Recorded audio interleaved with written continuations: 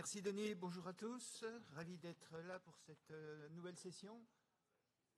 C'est pas la si, connecter, innover et décarboner les défis de la mobilité durable. Alors juste un petit rappel, un tiers des émissions de CO2 en France est lié au transport, qu'il soit de marchandises ou des personnes. En France, on fait le constat que plus de 90% des marchandises se font par transport routier et que pas loin de 90% des transports quotidiens se font en voiture. Donc évidemment, c'est source de pollution et que les transports en commun et les modes actifs de transport, la marche, le vélo, sont encore largement sous-utilisés. Alors voilà, je vais animer cette session. Joël Jacquet, je suis le directeur de la recherche de l'EXI. Merci Denis pour les mots sympathiques que tu as donnés sur l'EXI tout à l'heure. Alors Alexis, la mobilité est une des thématiques une thématique forte de recherche. On développe des programmes, on est impliqué dans des programmes, notamment dans le développement de systèmes de navettes autonomes pour du transport à la demande, navettes autonomes sans chauffeur, en zone périurbaine, avec la société MIA. Et grâce à la collaboration de l'agglomération de La Rochelle et le soutien aussi, on travaille en étroite collaboration avec l'Université de La Rochelle. Ces programmes qui sont en cours, qui sont très intéressants et évidemment où l'intelligence artificielle est assez primordiale. Je voudrais citer un autre projet dans lequel on est, tout autre, à nouveau, où l'IA est importante. C'est la surveillance de la qualité des voies ferrées. Pour faire circuler nos trains, il faut surveiller que les voies ferrées sont en état de fonctionnement. Évidemment, avec des systèmes de reconnaissance de défauts, d'analyse, etc. Et d'aide à la décision pour savoir si les trains peuvent passer. À nouveau, c'est des programmes qui sont faits dans le cadre des financements France 2030, des PIA, avec qui dans lequel nous sommes impliqués en collaboration avec un certain nombre d'universités, notamment ici l'Université de Bordeaux.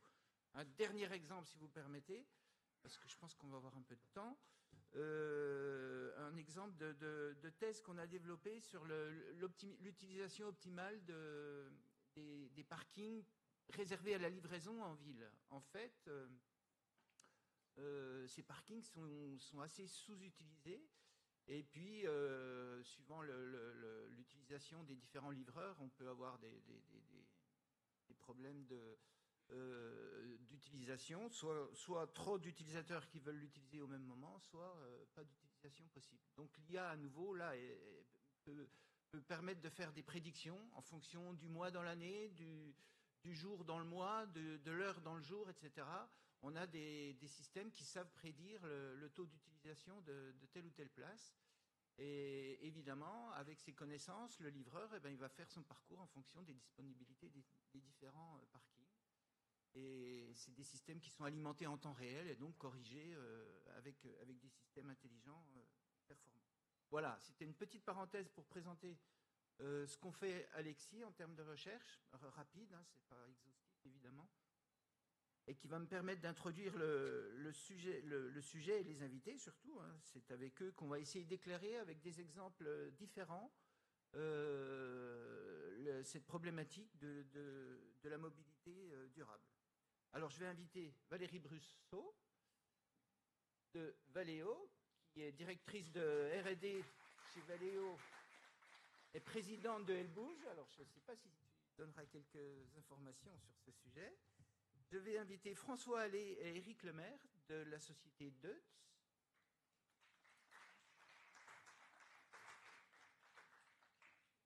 Et je vais inviter Alexandre Valin, fondateur de Collectivolt.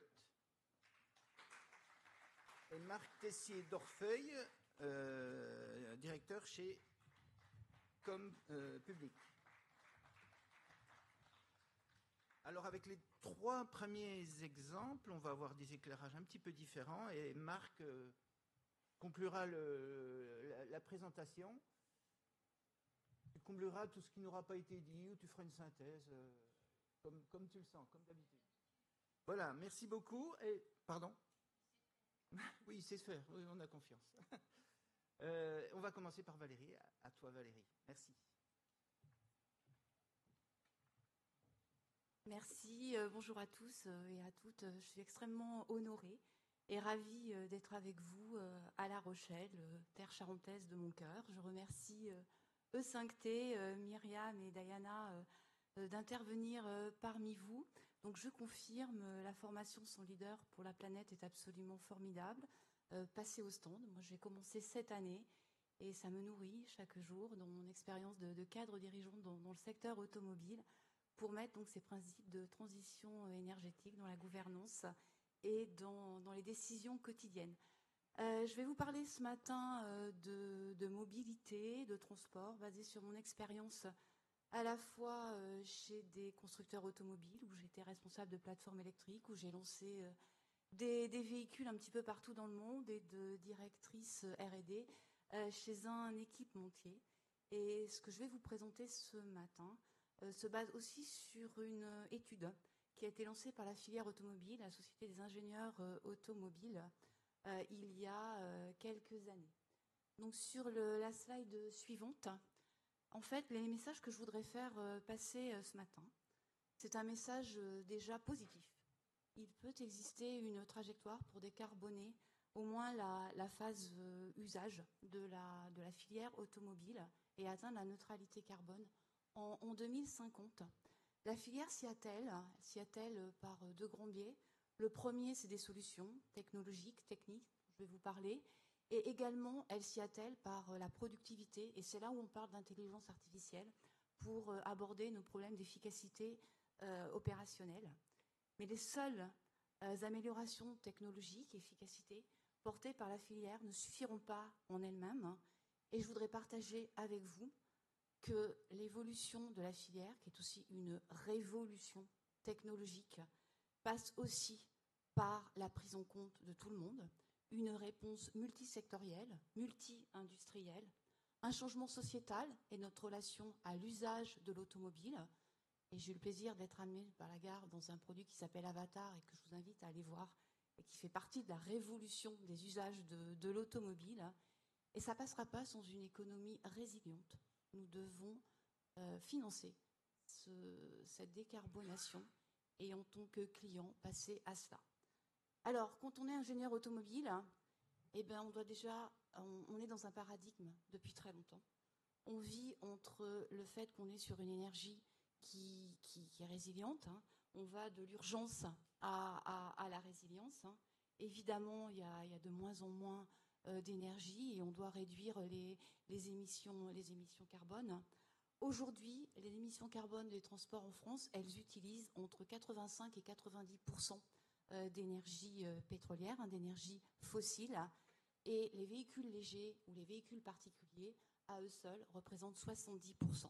Un autre chiffre, quand on est ingénieur dans l'automobile, c'est qu'aujourd'hui, en 2024, on a émis 126 millions de tonnes d'équivalent carbone sur un total des émissions de 366, donc on représente 34% du total national. Vous voyez à droite la courbe qui mentionne la filière. Donc on voit au début de la courbe, donc en abscisse, c'est les années, et en ordonnée, c'est les millions de tonnes d'équivalent carbone. Donc on voit que entre les années 90 et 2015, la filière a augmenté de 12% ses émissions. Depuis 2015, on travaille et on a si on ne fait rien, c'est la courbe en pointillé gris. Donc on n'arrivera pas à la neutralité carbone des phases d'usage. La filière a adressé tout d'abord en palier bleu une première phase de décarbonation en 2015 avec la COP, et ensuite la COP 21, et ensuite on voit sur les paliers verts comment on fait et quelles sont les solutions pour arriver à cette neutralité carbone en 2050. Donc on n'est pas tout à fait à la courbe, puisqu'en 2024, on a émis 126 millions de tonnes, c'est le petit point rouge, on est un petit peu au-dessus de la courbe prévisionnaire. Sur la slide suivante, comment la filière répond? Donc il y a trois grandes réponses. La première, c'est une électrification massive, évidemment, véhicules électriques, qui présentent l'avantage d'avoir du zéro émission. mais qui adresse aussi la question de l'autonomie versus la masse. On fait un exercice purement pratique qui consiste à prendre un véhicule thermique, à enlever tout ce qui fait lui un véhicule thermique, à savoir une chaîne de transmission, un moteur, un échappement, un réservoir et une boîte méca. On le remplace par, pour faire simple, un moteur électrique, une boîte automatique et une batterie. Et bien, on augmente de 30% la masse du véhicule sans rien faire. Donc en fait, quand on fait un véhicule électrique, il faut embarquer plus de masse et donc on diminue l'autonomie. Premier paradoxe de construction d'un véhicule électrique. Deuxième, les coûts d'achat. Sans rien faire, je fais le même exercice. J'augmente entre 30 et 40% le coût de revient d'un véhicule. Donc le business case du secteur automobile, c'est des effets volume. Si on n'a pas suffisamment d'effets volume, on ne saura pas baisser et rendre la mobilité abordable. Troisième, c'est la souveraineté des batteries. On en a déjà parlé dans ces universités. Aujourd'hui, les batteries viennent de Chine. On essaie de construire notre souveraineté industrielle. Malheureusement, Northvolt, et on pourra en parler en aparté, n'a pas réussi à faire de cette souveraineté. Aujourd'hui, il y a des groupes comme ACC qui le font. Donc ça, c'est un point très important. Deuxième élément de réponse technologique, c'est ce qu'on appelle le software defined vehicle. En fait, aujourd'hui, ce qu'il faut savoir, c'est que votre véhicule, c'est un smartphone sur 4 roues.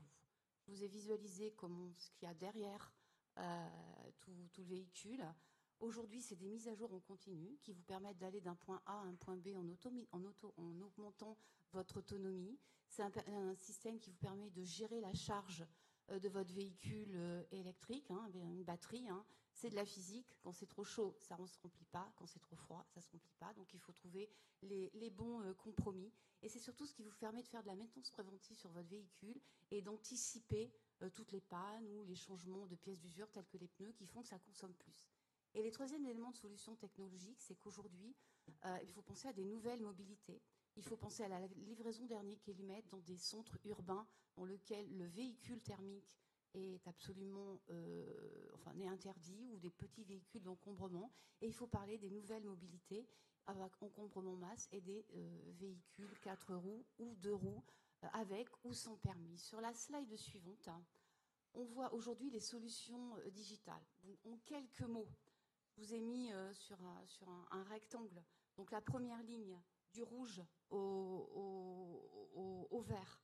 En fait, aujourd'hui, donc, la filière est complètement digitalisée, que ce soit sur les filières R&D ou les filières automobiles. Donc aujourd'hui, ces solutions digitales, elles révolutionnent complètement le métier d'ingénieur automobile, le métier d'ingénieur en conception. On utilise beaucoup les jumeaux numériques, on automatise l'ensemble des tâches et surtout, avec l'IA générative dans le carré vert, on fait ce qu'on appelle de l'innovation de rupture. Aujourd'hui, on a entraîné des machines et aujourd'hui, ce qui se faisait avant en 3 semaines pour créer un côté de caisse se fait en 2 jours. C'est la machine qui nous aide aujourd'hui à optimiser. Deuxième élément de cette IA, on a toute l'évolution des outils de conception assistée par ordinateur, on a du cloud, on met l'ensemble de ces choses et on fait avec des équipes partout dans le monde, on fait des plateformes collaboratives où on peut tous ensemble travailler sur le même objet et aller plus vite. Et ça nous fait gagner un temps sur le cycle en V du développement que l'on voit sur la slide suivante. Alors, je peux avoir la slide suivante, merci. Donc, le cycle automobile, c'est un cycle en V avec, on part de ce que veut le client, on descend vers le produit qui est créé et on remonte sur le cycle en V qui est... Ça marche, c'est pas grave. Et on remonte le cycle en V, on a le produit et on remonte vers ce qui est l'atteinte du résultat. Alors aujourd'hui, cette IA générative et cette IA en général et tous ces outils, ils nous font gagner de l'ordre de 30% sur les temps de développement, 50% sur tout ce qui est coût prototype, puisqu'aujourd'hui on est en réalité virtuelle et on n'a plus quasiment plus de prototypes. Il faut savoir qu'un véhicule prototype, les premiers véhicules qui rentrent en usine, c'est de l'ordre de 1 million, 1,2 million d'euros. Donc on fait tout ça et donc on est à peu près en réduction de coûts de développement de l'ordre de 50%.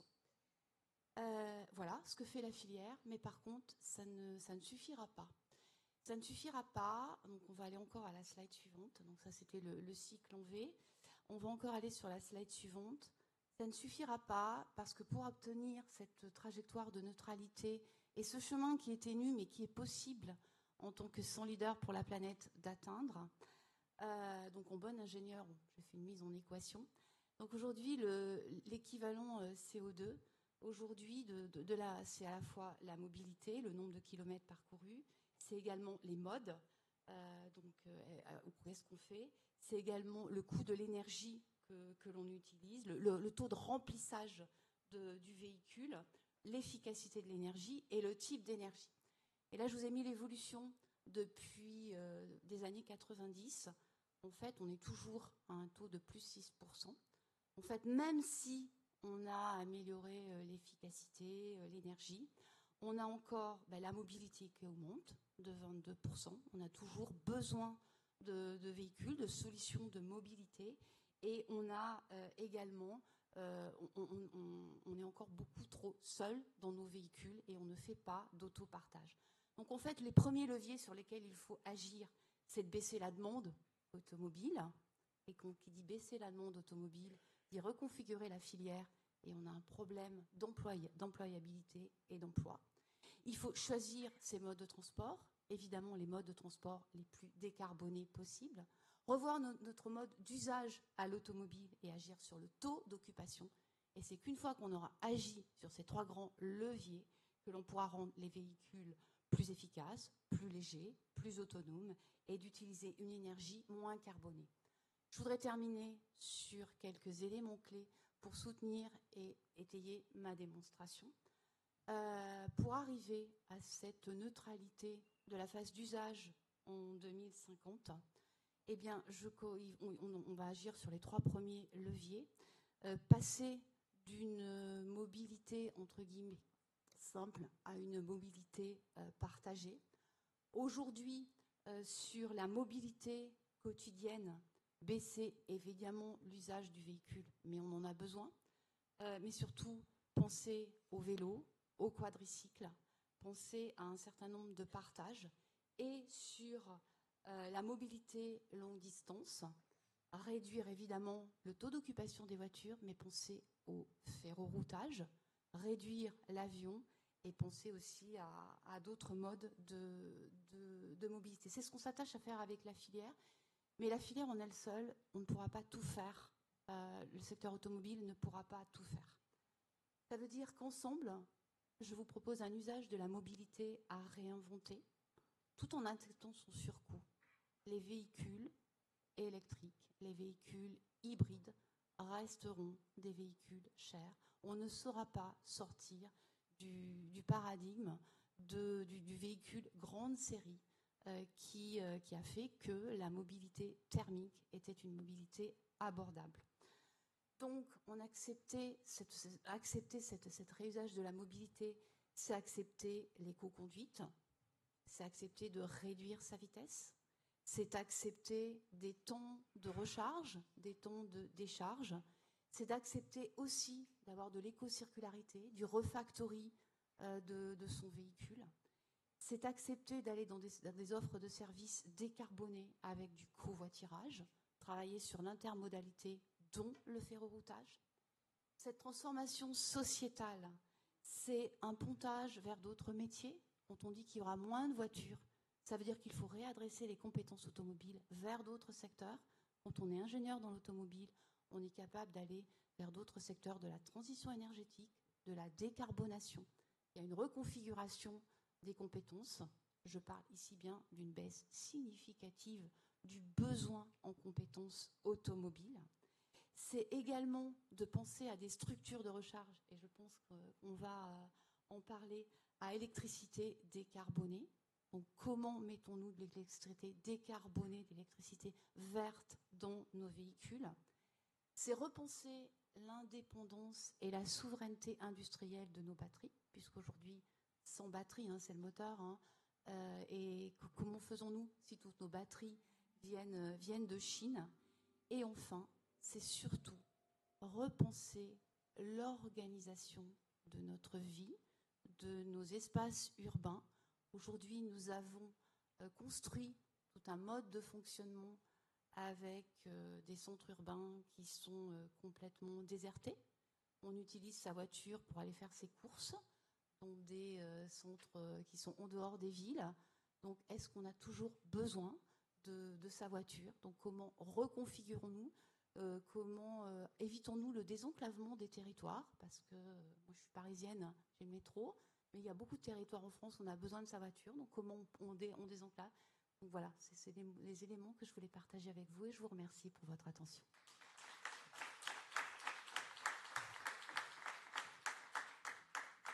Merci Valérie pour ces messages très, très intéressants, très bien illustrés et optimistes, enfin une vision très claire. On va passer à la vision de Deutz avec Éric Lemaire et François Allais, que je demande de venir. Alors je ne sais pas si vous parlez tous les deux ou comme vous voulez. Merci Joël, merci beaucoup. Bonjour à tous. Je vais faire une très très très courte présentation. Deutz, c'est un groupe allemand. Nous sommes totalement touchés, préoccupés par le sujet de la décarbonation. Deutz est un fabricant allemand de moteurs diesel, de moteurs gaz. Le sujet de la décarbonation est un sujet qui remplit nos esprits en ce moment, et pas qu'en ce moment, depuis de nombreuses années, puisque la décarbonation passe par deux effets. La nécessité d'avoir des coûts d'investissement colossaux, vous en savez quelque chose, et François Allais, qui animera ce sujet pour Deutz, vous le présentera. Notre rôle, bien évidemment, après avoir ces 20 dernières années réduit nos émissions de l'ordre de 99% sur les moteurs diesel, c'est une performance. C'est ce qui a fait que Deutz, pendant 160 ans, a aujourd'hui une pénétration de marché à l'échelle mondiale qui nous a amené non seulement à avoir une couverture de marché forte, et grâce à cette couverture de marché forte, développer des produits novateurs rapidement, et d'être toujours en mesure de financer sa croissance, de financer son évolution technique, et aujourd'hui contribuer fortement à un ensemble de projets de décarbonation. La décarbonation, en tout cas, en ce qui nous concerne, c'est de passer par différentes technologies et derrière tout cela, d'animer toujours et autant un niveau de service attendu par nos clients à l'appui d'intelligence artificielle. Je vais passer la parole à Monsieur Allais, qui est notre Green Business Developer en France, et pas qu'en France, en Europe, puisque l'idée aujourd'hui, et merci à E5T de nous avoir invités, était de partager avec aussi un certain nombre de confrères quelles sont leurs évolutions, quelles sont les nôtres, et quels sont les projets d'avenir auxquels on peut aussi contribuer, aussi bien avec des pétroliers que autour de la technologie des moteurs électriques, puisqu'on a notre propre société de développement de batteries, on vend des chaînes cinématiques électriques et une autre solution, mais dans une décarbonation absolue et totale. Merci à tous. Merci Eric. Effectivement, merci pour cette introduction, parce que si on avait commencé par parler par Deutz, je pense que beaucoup ici auraient pensé au champagne. On est l'autre Deutz. Le motoriste, donc Eric l'a bien dit, ça fait 160 ans qu'on existe, ça fait 160 ans qu'on fabrique des moteurs thermiques. Hier, le groupe Picotti disait notre métier c'est de faire du pétrole. Nous, notre métier c'était de l'utiliser. Parce qu'aujourd'hui, ce n'est pas que continuer à l'utiliser, le pétrole, ça va au-delà. On va pouvoir passer un petit peu au slide suivant avant de développer nos métiers. On va regarder le marché. On est sur un marché qui évolue énormément vite. Tout va très vite, tout va de plus en plus vite. Aujourd'hui, on est en train de parler de décarbonation, on est en train de parler de souveraineté, on est en train de parler de plein de choses. La réalité du terrain, la première, c'est qu'aujourd'hui, si on parle de mobilité électrique, la plupart des technologies sont issues de la Chine. Je ne dis pas qu'on ne développe pas en Europe, mais aujourd'hui, on est sur une vraie rivalité vieux continent Asie, qui est, on peut le dire, très très forte, et où notre technologie n'est plus en avant. Si on prenait le secteur de la mobilité dans la voiture, on regarde les parts de marché des véhicules asiatiques, et uniquement ce qui se fait en Chine sur le marché interne, en fait, aujourd'hui, c'est eux qui tiennent le haut du panier. Après, le marché en Europe, il existe. Il n'y a qu'à prendre l'exemple de la Norvège. On le met aujourd'hui. La Norvège, avec une politique et une pédagogie incitative, ils arrivent aujourd'hui à faire 80% de véhicules neufs en électrique. Et là, on parle de la mobilité routière. Ça marche, ça peut marcher. Mais pour ça, il faut vraiment avoir une vraie politique là-dessus. Maintenant, on a des chances aussi. Aujourd'hui, on regarde sur le coût du véhicule électrique, le coût des composants coûte cher. Par contre, il baisse de valeur drastique. Et on va regarder sur l'ensemble de la chaîne de valeur, parce que si on parle d'énergie verte, de production d'énergie verte, il y a juste à regarder le coût des panneaux solaires, et donc le coût de production solaire qui va s'effondrer, qui a déjà commencé à s'effondrer, qui va continuer à s'effondrer. Donc ça, pour tout ça, on peut se dire, oui, on a des vraies opportunités. On peut parler aujourd'hui d'un vrai marché, et on peut parler d'une croissance verte. Moi, quand je parle de croissance verte, j'y crois réellement. Pour moi, c'est une vraie opportunité à aller chercher, à aller creuser. Il ne faut pas rester dans l'ancien modèle, parce qu'en fait, aujourd'hui, on voudrait dupliquer le thermique en électrique, mais Valérie l'a très bien dit, il va falloir accepter de modifier les usages. Et ça, aujourd'hui, chez Deutz, c'est notre cœur de métier. Quand on va parler de décarbonation à nos clients OEM qui, aujourd'hui, montaient des moteurs thermiques, si jamais on veut faire exactement le même usage, le client final va vouloir continuer à utiliser, on va dire, son ensileuse de la même manière. Si on doit la faire en électrique, ça ne marchera pas. Maintenant, si on va regarder le client et voir avec lui son vrai besoin, peser le besoin, on va pouvoir travailler et adapter la technologie à l'usage réel et aux besoins réels. Et ça, c'est une vraie opportunité pour nous, et je pense ça va nous permettre de renverser la table sur des choses qui sont déjà établies sur ce type de mobilité et de vraiment se positionner. Parce qu'on a des vraies expertises, on connaît nos clients et on connaît les usages des clients finaux. Donc maintenant, sur tout ça, notre rôle sur ces technologies décarbonées, parce qu'on ne voit pas uniquement un seul usage, on en voit plusieurs aujourd'hui. Au niveau des énergies, on va avoir en confrontation l'électrique, l'hydrogène, les HVO sur du court terme. Les HVO, on va les mettre de côté parce que c'est quelque chose qu'on fait depuis des années. Ça existe. On considère, entre guillemets, que c'est décarboné, du moins à la production moins carbonée. On ne va pas dire décarboné, moins carboné, c'est différent. Mais maintenant, on va regarder un petit peu sur les vraies énergies décarbonées. D'un côté, on va avoir l'électrique, de l'autre côté, on aura l'hydrogène. Je vais commencer par parler de l'électrique. Notre métier chez nos clients OEM, ça va être deux choses. La première, c'est la fourniture de composants. Avant, quand un client, un fabricant de machines achetait un moteur, il achetait un moteur complet. Aujourd'hui, avec le marché et toutes les technologies qui sont disponibles, le client final, le client OEM, aujourd'hui, il va vouloir se positionner, il va se dire, peut-être que je peux acheter les batteries ici, je vais acheter un BMS ici, ou je vais acheter les moteurs à tel endroit. Oui, c'est une possibilité. Nous, on ne peut pas laisser passer ce marché-là parce qu'on avait un mode de fonctionnement avant. Donc là, aujourd'hui, notre mode de fonctionnement, on l'a ouvert et on est capable de fournir aussi bien la batterie que l'électronique de puissance que la motorisation en fonction du besoin du client et adapté aux besoins du client.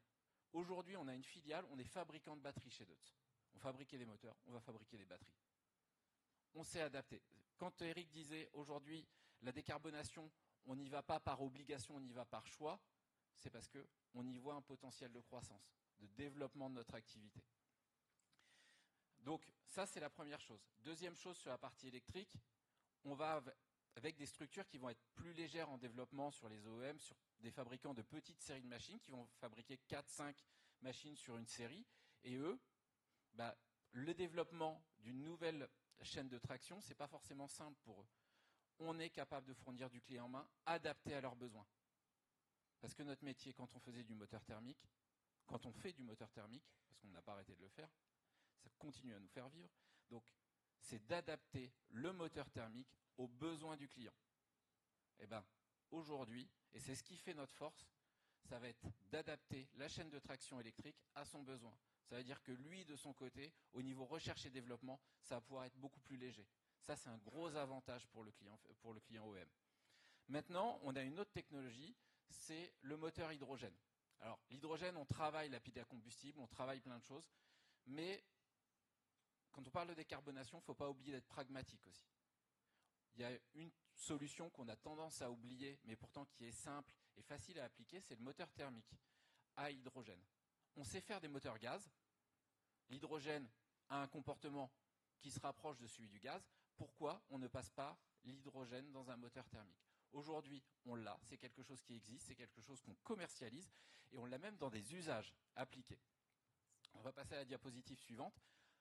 Sur le moteur thermique hydrogène, en fait, on a réfléchi à plusieurs types d'usages. On va le retrouver dans des machines classiques, mais on va pouvoir aussi le retrouver dans la production d'énergie. Alors dans la production d'énergie, si on regarde sur un bilan purement énergétique, on va dire que c'est une hérésie. Mettre un moteur thermique dans un groupe électrogène, à moteur thermique, tout le monde va me dire on va avoir de la perte dans l'électrolyseur, on va avoir de la perte dans le moteur thermique. Un moteur hydrogène, on va avoir un rendement entre 30 et 40%.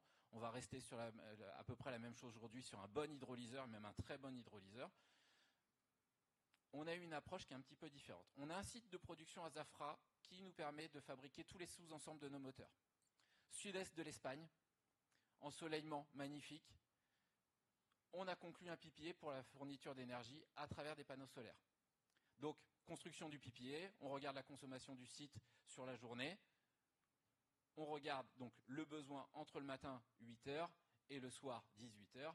Donc, obligatoirement, on va avoir un surplus de production dans la journée. Surplus de production veut dire qu'on a de l'énergie qui est entre guillemets perdue. Aujourd'hui, il va y avoir un coût de rachat de l'électricité sur le photovoltaïque qui n'est pas intéressant. Mais par contre, nous, on s'est aperçu que sur la phase d'hiver, on a des consommations électriques. Malgré le PPA, on va faire de l'appel au réseau. On ne va pas être sur de l'autoconsommation complète. Donc, en gros, en été, on produit trop, en hiver, on ne produit pas assez. On se dit, l'énergie qu'on produit en trop, on va le stocker. Première approche, on va regarder, on va dire, on va mettre des batteries. Alors, dans cette approche-là, poser des batteries pour faire du stockage intersaisonnier, c'est pas intéressant, parce que pour que mes batteries soient rentables, il faut qu'elles cyclent. Il faut qu'elles tournent, il faut que je puisse, en gros, si jamais je faisais ma décharge la nuit pour la consommation de la journée, ça serait intéressant. Mais nous, ce qu'on veut faire, c'est du stockage intersaisonnier. Et là, notre métier, fabriquer des moteurs thermiques, on s'est dit, notre moteur hydrogène, si on le met dans un groupe électrogène, que cette technologie, on l'utilise sur notre site pour produire de l'énergie d'hiver en produisant l'hydrogène l'été et en le stockant en réservoir, et en fait, aujourd'hui, ça nous permet d'arriver à un bilan presque zéro sur la consommation électrique sur notre site. Malgré les saisons, avec le PPA qui a été prévu sur une plage optimale, là, on arrive avec quelque chose qui est vraiment intéressant. Et ça, c'est quelque chose qu'on peut déployer sur n'importe quel site où on va se retrouver dans les mêmes cas. Et après, on peut le modifier. Aujourd'hui, on a la maîtrise sur l'ensemble de la chaîne de valeur, que ce soit l'électrolyseur au travers de partenariats, la station de compression, le pilotage aussi, parce qu'il faut un pilotage qui est relativement fin sur la distribution de l'énergie, et le stockage. On se positionne aujourd'hui sur ce genre de secteur. Et pour ça, on n'a pas hésité à, entre guillemets, je vais le redire, renverser la table, parce qu'il a fallu penser différemment. Et pour moi, le cœur des stratégies dans la décarbonation, c'est ne pas hésiter à penser différemment et à pousser les équipes à penser différemment. Alors c'est pas simple, parce que quand on est habitué depuis des années à travailler dans sa zone de confort, à avoir l'habitude de traiter ses clients de la même manière, de connaître les besoins de ses clients, accepter de ne pas savoir, accepter de devoir rechercher, de se mettre en difficulté, personne n'aime ça. Ça, c'est sûr. Mais quand on commence à le faire, on arrive avec des solutions qui vont être différentes et qui vont nous permettre de nous démarquer de ce qu'on va pouvoir trouver ailleurs. Et dans ce cadre-là, c'est des choses qui vont être vraiment intéressantes. Donc, notre moteur hydrogène, aujourd'hui, on l'a posé sur un site de production avec un groupe électrogène. Demain, on peut le mettre dans un camion. Après-demain, on peut le mettre dans une ensileuse, parce que l'ensileuse, elle va avoir besoin d'autonomie. Et peut-être qu'en batterie, ce n'est pas forcément intéressant. Je recite Valérie qui l'a dit tout à l'heure, où pour augmenter l'autonomie, on met plus de batterie, donc on augmente le poids, et au bout d'un moment, ça se mord la queue.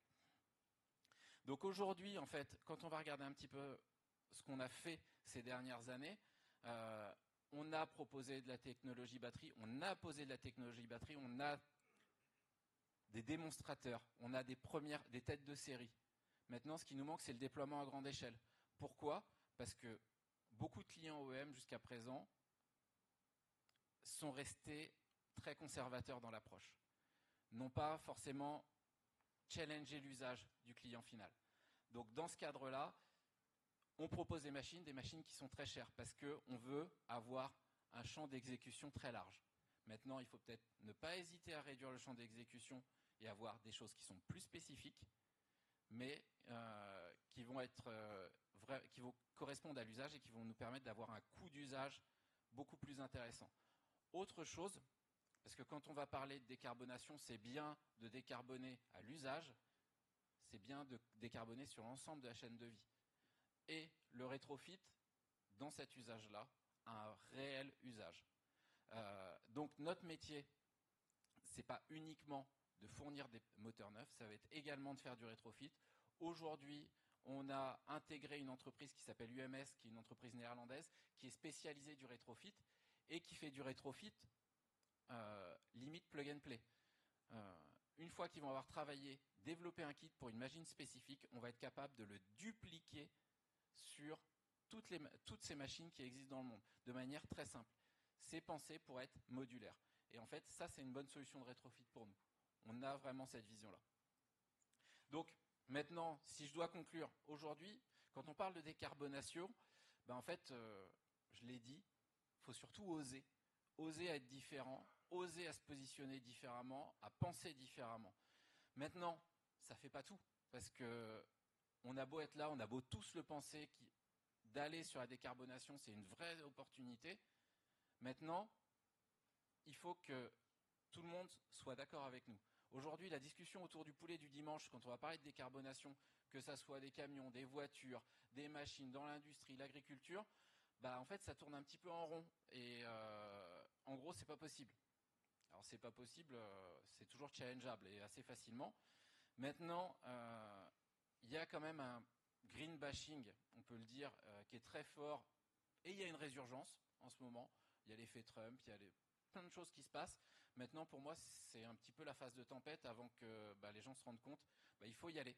Parce que de toute façon, il ne faut pas oublier une chose. Le pétrole, en France, on n'en a pas. Donc, on n'a pas forcément de solution. On est dépendant. Et si on veut parler de souveraineté, l'électricité, on est capable de le produire. Du pétrole, on ne sera jamais capable de le produire. Donc, pour parler de souveraineté, on ne l'aura pas. Donc, pour ça, il nous faut de l'aide au niveau des pouvoirs publics et pas uniquement de l'incitation financière.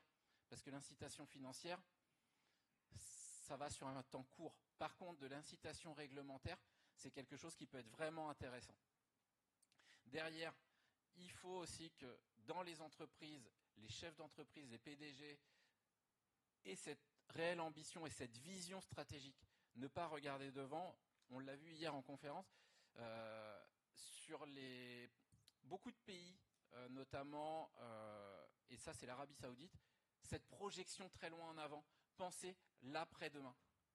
Le demain, c'est plus suffisant. Et ça, c'est quelque chose qui est vraiment important. Et si on doit discuter avec les chefs d'entreprise pour les convaincre, c'est eux qu'il faut convaincre, les équipes suivront à partir du moment où il y a une vraie vision stratégique. Et derrière, en fait, il faut aller, ne pas hésiter à aller mettre les bottes et aller dans la boue pour voir vraiment les clients, pour voir vraiment ce que ça donne, voir leurs besoins et pas imaginer quelque chose dans un bureau d'études qui ne correspond pas du tout aux besoins. Parce que là, c'est le meilleur moyen de se planter. On a la super machine, mais qui ne correspond pas aux besoins.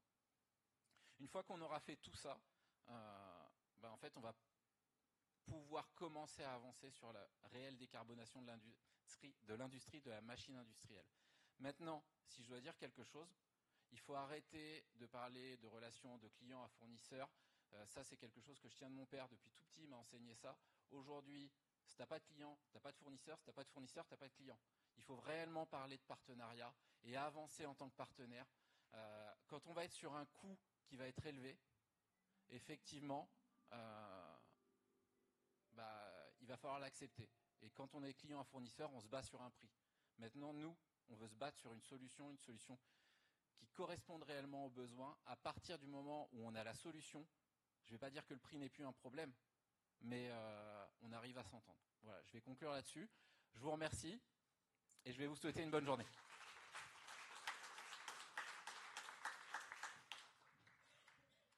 Merci Eric, merci François, merci pour cette vision. On passe à Alexandre. qui va nous parler de Collectivolt. Bonjour à tous, merci à E5T de cette invitation. Je suis ravi d'être là pour vous parler effectivement de co-charging. Vous connaissez le co-living, vous connaissez le coworking. Nous, ce qu'on fait, c'est le co-charging ou de la recharge partagée. Et on va regarder aujourd'hui comment ça peut être un des moyens complémentaires des autres pour aider à la décarbonation de la mobilité. Donc, je suis le fondateur de Collectivolt depuis 2 ans et ça fait à peu près 12 ans que je travaille dans ce sujet passionnant de la mobilité électrique. On va passer à la slide suivante, s'il vous plaît. Donc, quand on parle de mobilité électrique, de mobilité, on sait que c'est 33% de nos émissions de gaz à effet de serre. La moitié de ça vient des véhicules personnels. Donc, l'électrification de notre flotte, du parc roulant, c'est un des enjeux majeurs de la stratégie nationale bas carbone. Par contre, ça ne se fera pas sans recharge à domicile. Les statistiques de RTE sont claires. Si vous n'avez pas la possibilité de vous recharger chez vous à domicile, vous n'envisagerez pas de passer au véhicule électrique. Il y a 80 à 90% des usages qui se font à domicile. Et en France, le domicile, dans 45% des cas, c'est un immeuble. Et c'est là où ça devient compliqué. C'est un vrai frein, du coup, à l'accès à un véhicule électrique. Le fait d'avoir très peu de possibilités d'avoir un point de charge dans son immeuble. Et ça donne même lieu à une inégalité. Vous avez jusqu'à 7 fois moins de chances d'avoir un véhicule électrique si vous vivez en immeuble par rapport à quelqu'un qui vit en pavillon. C'est ce sujet qu'on a voulu adresser. Et si on regarde un petit peu plus dans le détail, on n'en est qu'au tout début de l'histoire. Il y a aujourd'hui, à l'échelle nationale, seulement 30 000 points de charge qui sont déployés dans les parkings des immeubles. C'est dérisoire par rapport à notre objectif, on va dire, d'ici 2030. On aura besoin de 50 fois plus de points de charge. Et ça, c'est que le début de l'histoire. On a 19 millions de foyers qui vivent en immeuble en France. Chez Collectivolt, on a décidé de se focaliser avec mon associé Jérôme sur un segment de marché, on va dire celui des foyers qui vivent dans des immeubles où ils n'ont pas de place nominative. Soit parce qu'il n'y a pas du tout de parking associé à cet immeuble, dans ce cas-là, on doit travailler avec les collectivités, ou alors parce qu'il y a des parkings, mais emplacement libre, c'est-à-dire vous arrivez et vous garez dans votre ordre d'arrivée. Et dans ce cas de figure, ça fait plus de 3,5 millions de foyers en France. Quand on s'est créé, le segment était orphelin de solutions. Ça donne des foyers qui sont exclus du droit à la prise et qu'on ne peut pas laisser de côté. On n'arrivera pas à faire la transition vers une mobilité décarbonée si on laisse un Français sur 2 sur le bord de la route. C'est la raison pour laquelle on s'est créé au sein de Collectivolt. Et dans notre nom, vous trouvez la façon dont on souhaite adresser ce marché et la solution qu'on veut apporter. Collectivolt, ça vient de jouer collectif au sens de partager les bornes de recharge. Et donc, c'est ce qu'on veut faire, notamment en immeuble, avec un processus de déploiement assez simple, en 3 temps. D'abord, on va recenser le besoin de recharge. On peut travailler, on le fait pas mal avec des bailleurs sociaux à l'échelle d'un patrimoine complet du bailleur social pour identifier là où il est pertinent de déployer. On n'a pas le luxe de déployer là où ce n'est pas nécessaire. Ensuite, on va venir travailler sur un modèle de tiers investissement. On va porter 100% des frais d'installation des points de charge. Donc ça ne coûte rien à la copropriété, ou au bailleur social, ça ne coûte rien non plus aux demandeurs, qu'ils soient locataires ou propriétaires. On finance 100% de l'installation de ce point de charge. Par contre, on va le gérer dans le temps, sur en gros une quinzaine d'années, où on va être, nous, opérateurs du service de recharge, on contrôle les accès avec des cartes RFID, et on va venir facturer l'utilisation du service de recharge, donc on passe en plein dans un modèle d'économie de la fonctionnalité. Et ce modèle, il est forcément vertueux, c'est un modèle à bon impact, parce que si vous mettez moins de bornes de recharge pour assurer le même service, les gens ne vont pas moins rouler, et on va juste organiser de façon différente, du coup, la recharge de ces véhicules électriques, c'est forcément vertueux. C'est moins d'impact sur les réseaux électriques, c'est moins de consommation, d'émissions de gaz à effet de serre sur nos chantiers, de consommation de bornes de recharge, etc. Voilà, donc c'est ce modèle qu'on veut poncer, qu'on a créé et qu'on déploie. Pour nous, c'est du bon sens quand on a la possibilité de partager les emplacements, du coup. Mais le bon sens, ça ne suffit pas. On n'est pas non plus utopiste. On sait que la vie en collectivité et en immeuble, c'est pas toujours facile. Donc on a voulu aller au-delà de ce simple bon sens avec une approche très pragmatique. Ça paraît assez dingue en 2025 de dire ça. On peut réserver un rendez-vous chez le médecin, à la mairie, très facilement sur n'importe quel site internet. Par contre, réserver un créneau de recharge, c'est quelque chose qui n'existe pas, ou en tout cas qui n'existait pas. Et donc, pour notre cas d'usage, c'était fondamental pour que chacun ait l'assurance de pouvoir se recharger avant de pouvoir se déplacer pour venir, par exemple, à La Rochelle. Et donc, c'est ce qu'on a fait avec cette application qu'on appelle CoCharging, qui, au-delà d'une application, va venir intégrer les bornes de recharge dans un système complet, de façon à ce qu'à l'échelle d'une résidence, on puisse gérer plusieurs utilisateurs, plusieurs points de charge, et réserver plusieurs jours, voire plusieurs semaines à l'avance, ces créneaux de recharge et rendre cela très simple. Et c'est comme ça que ça peut marcher et que ça va aider aussi au déploiement de ce modèle de bornes partagées. Voilà, donc cette innovation, on l'a développée pour le secteur du résidentiel collectif, mais une petite annonce qu'on va faire ici, on va aussi adresser le marché entreprise. Parce que ce besoin d'optimisation du nombre de points de charge, du coup, par rapport au nombre de véhicules, il est le même en entreprise et les gestionnaires de flotte l'ont bien identifié. Donc avec ces innovations et ce positionnement, on a un maillage en cours. On est une jeune société. Quand vous savez que sur une copropriété, il y a plus d'1 an et demi de délais commerciaux du fait des assemblées générales, etc., plus les délais de déploiement, on est déjà ravis de pouvoir vous présenter ces déploiements donc, de Lignes à Marseille, grosso modo, essentiellement avec l'habitat social, avec lesquels on a commencé à travailler. C'est quelque chose qu'on veut venir amplifier, bien sûr. Donc pour ça, on va préparer une levée de fonds de façon à avoir les moyens de massifier notre approche, avec un objectif d'arriver à une centaine de sites déployés du coup d'ici 2026. Et évidemment, tous ces sites, nous, on est opérateur de recharge, on gère chacune des sessions, on contrôle les accès, donc on sait qui consomme quoi. On a un système de réservation qui nous permettra aussi de savoir qui va se recharger dans le futur. Et donc tout ça, ça génère de la donnée. On commence à en générer et qui dit données dit pour nous effectivement intelligence artificielle. Le lien et la connexion se fait assez aisément. Non pas comme une fin en soi, mais pour nous comme un outil qu'on envisage, un accélérateur pour nous aider dans notre modèle à faire mieux avec moins dans cette stratégie d'innovation frugale. Et pour ça, on a 3 axes sur lesquels on espère, avec l'IA, pouvoir apporter des éléments. Le premier, qui est essentiel à notre modèle économique, c'est la partie énergétique. Si on connaît ces consommations avec l'analyse des usages plus la prévision des consommations, ça permet d'optimiser de façon très importante l'approvisionnement énergétique. Et pour nous, c'est des coûts opérationnels fondamentaux. Ça permet aussi de gérer des éléments assez intéressants pour faire de la tarification dynamique. Pour l'instant, ça n'existe pas en France, cette tarification dynamique. Faire varier votre prix de recharge dans la journée ou dans la semaine en fonction des pics de consommation ou de la production NR. Donc ça, c'est des choses que l'intelligence artificielle pourra nous aider aussi à mettre en œuvre avec du volume.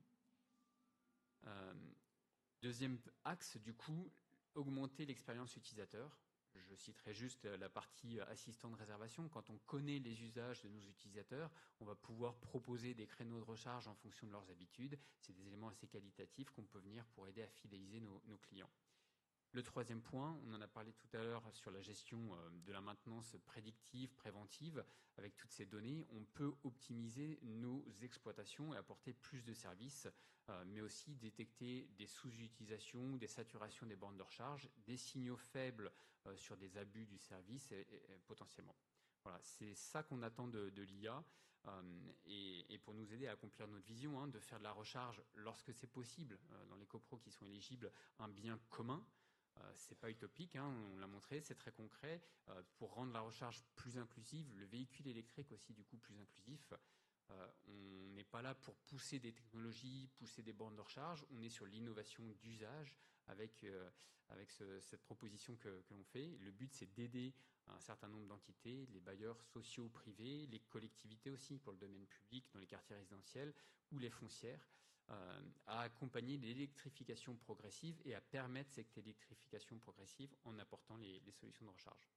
Voilà, j'espère que je vous aurai donné envie de jouer collectif avec nous pour la recharge. N'hésitez pas à nous solliciter, on sera ravis d'échanger avec vous.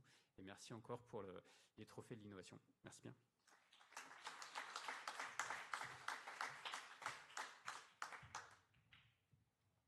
Merci Alexandre. Marc, à toi pour la conclusion de cette session.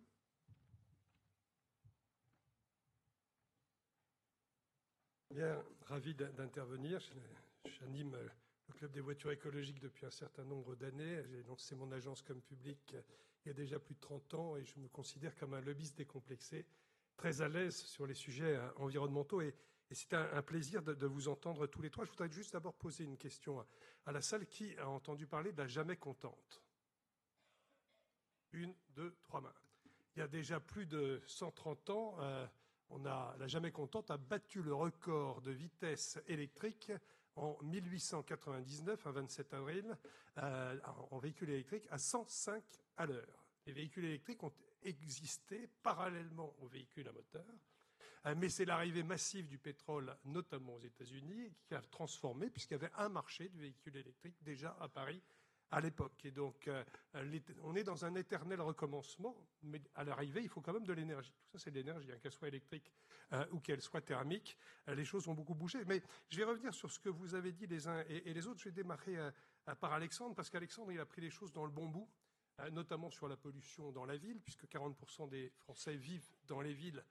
Et le problème, bien sûr, on a un problème de CO2 sur la planète, de dérèglement climatique, mais on a un problème parallèle de pollution dans la ville. Et ce qu'on oublie, c'est que 95% du temps d'un véhicule, c'est de stationner. Pendant 95% de son temps, il ne tourne pas. Donc, en effet, quand il stationne, est-ce qu'on le recharge? Ou est-ce qu'on utilise éventuellement, d'ailleurs, sa batterie, puisque si on a un véhicule électrique, il va remettre de l'énergie au réseau, parce que ça, on en a peu parlé jusqu'à maintenant, c'est un désespoir demain. 2 millions de véhicules électriques qui redonnent à 19h de l'énergie au réseau, c'est 2 centrales nucléaires que l'on économise en matière de construction. Donc, il y a aussi des rôles extrêmement intéressants à avoir. Valérie, j'ai noté, parce que vous l'avez dit en toute franchise, un véhicule électrique, c'est 30% plus lourd. Les hybrides aussi, d'ailleurs. Les hybrides continuent de se vendre. La Yaris Toyota est une des véhicules les plus vendus actuellement en France. 2035, ils devront arrêter, mais aujourd'hui, on continue de les acheter. Donc, on voit aujourd'hui qu'on est allé se mettre à genoux pour faire venir un grand industriel pour aller sur l'hybride. Mais aujourd'hui, l'hybride est déjà démodé. Et on passe à autre chose. Mais par contre, il y a 2500 employés. Il va falloir faire comme chez vous, chez Deutz, transformer pour pouvoir se dire vers quoi on va aller demain, mais ça montre les frottements et le fait que les politiques prennent beaucoup de décisions. On est parti sur le tout électrique en 2035. Je ne sais pas si l'Europe tiendra jusque-là. J'ai du mal à le croire parce que je ne suis pas sûr qu'on sera prêt, même si ça a entraîné de fait mécaniquement une baisse des ventes des voitures. On est passé de 2,5 millions à 1,8 million de véhicules neufs. Et ce qu'on oublie, c'est le parc ancien. Et le parc ancien, aujourd'hui, il y a 17% de ventes de véhicules électriques en neuf, mais ça ne fait qu'1,3% du parc.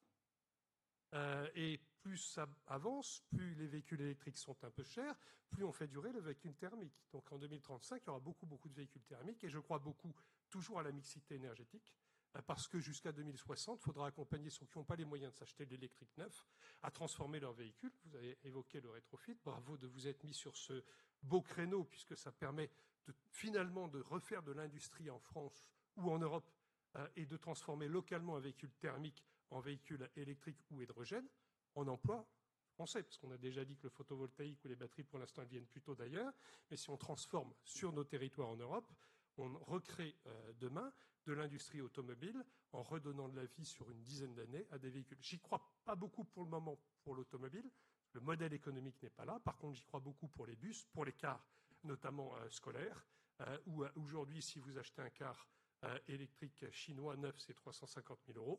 Si vous le rétrofitez, c'est 175 à 180 000 € avec des emplois locaux.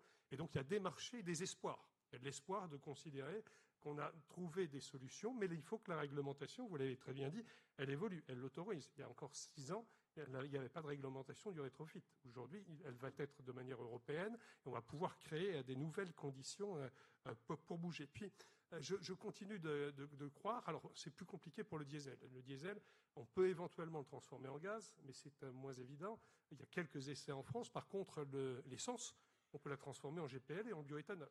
C'est pas moi qui ai décidé que c'était moins cher à la pompe. C'est à commencer avec Dominique Voynet, on ne peut pas plus écolo, qui a poussé le GPL à être Même au moment de la crise, il était encore à 0,70 à la pompe quand le diesel était à 2 euros. Donc on a vu aussi, face à l'effet gilet jaune, qu'il y a bien sûr besoin de liberté, de mobilité pour tous, mais qu'à un moment, il faut avoir le pouvoir d'achat pour pouvoir acheter et bouger.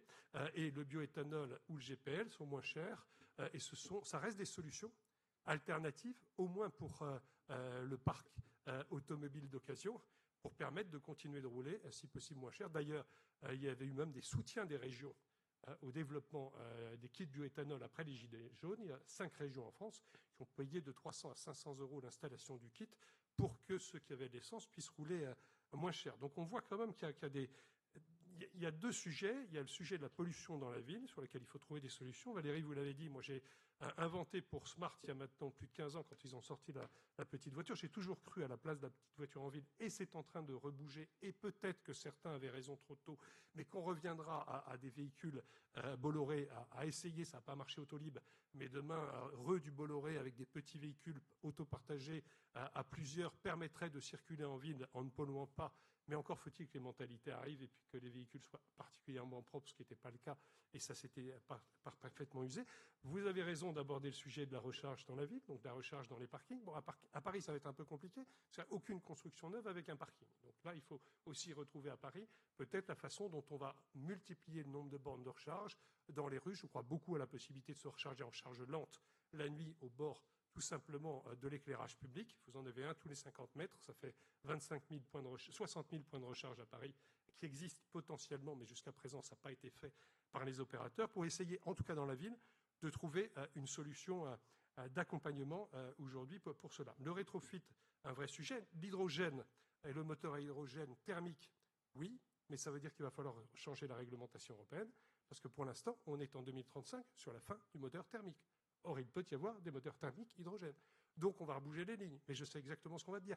Ah oui, mais si on donne un peu là-dessus, peut-être que le diesel va vouloir revenir. Donc, on sent qu'il va y avoir des débats sur lesquels il faut bouger. Et Jean-Luc Fugit, le président du Conseil national de l'énergie, et avant surtout président du Conseil national de l'air, donc qui est préoccupé par la pollution dans la ville, lui-même a déjà interpellé le gouvernement en disant attention, on ne peut pas, on va empêcher les solutions des moteurs à hydrogène. J'ai vu que vous en sortiez.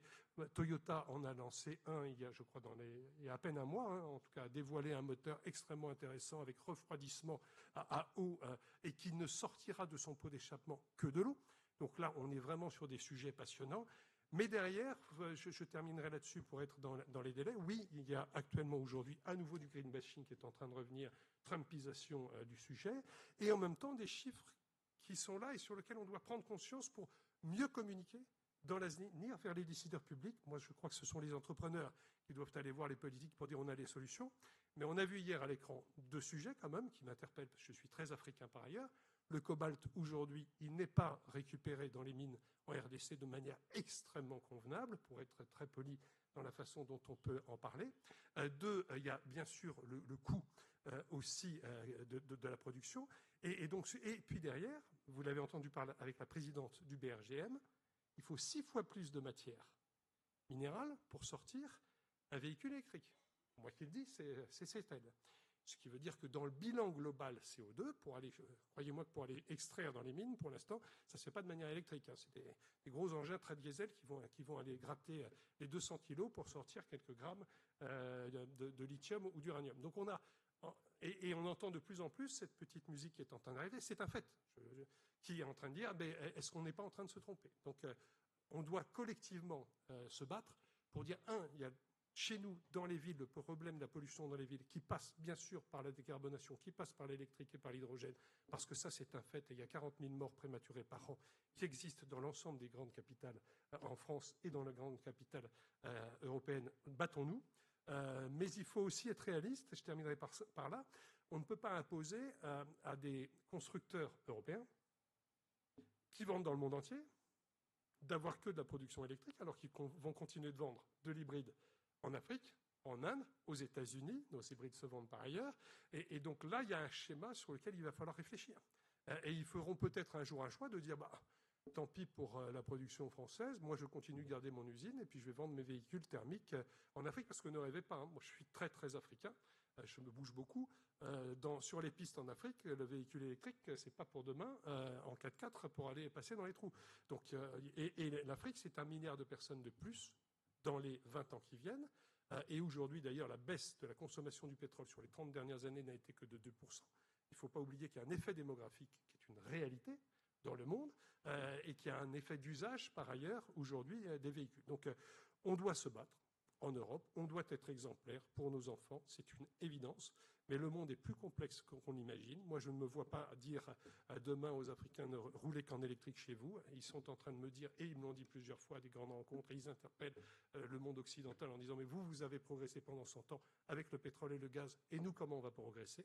Donc il faut les aider à progresser, avoir cette vision, avoir cette conscience aujourd'hui que le monde est multiple. Regardons près de chez nous, soyons exemplaires, et on a des industriels qui peuvent accompagner à cette modification, à ce changement, mais ne soyons pas dupes sur les débats qui vont arriver.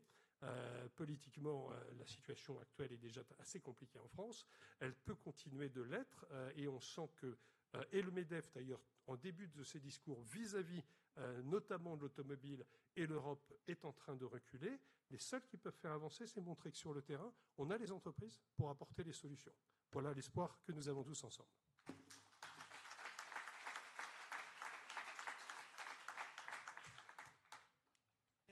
Merci Marc pour cette vision. Merci à tous. On peut les applaudir, je pense. Merci à tous pour cette session. Je crois que c'est la pause, mais Denis va nous... C'est la pause café. Et bravo à tous. Je sais qu'il y a